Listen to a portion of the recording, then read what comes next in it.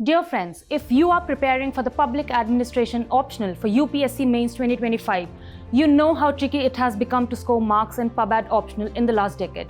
Still, students from ForumIAS have been scoring 275 plus marks in PubAd. What has been your score? Despite deep interest in the subject, many candidates struggle with three major roadblocks.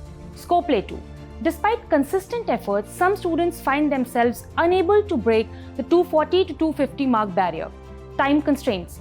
The intense focus on GS often leaves limited time for dedicated optional preparation.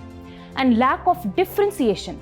Finding unique and valuable content that sets your answers apart can be really challenging. Tired of the conventional one-size-fits-all study plans that fall short? At ForumIAS, we understand that every learner is unique and your journey to UPSC success deserves a personalized approach. That's why we have crafted two distinct programs to cater to your specific needs. They are the Augmented Test Series and the Optional Answer Writing Focus Group. Now let's dive into the details of these programs and see how they can help you. The ATS is beneficial for students who have completed their foundational study of the subject.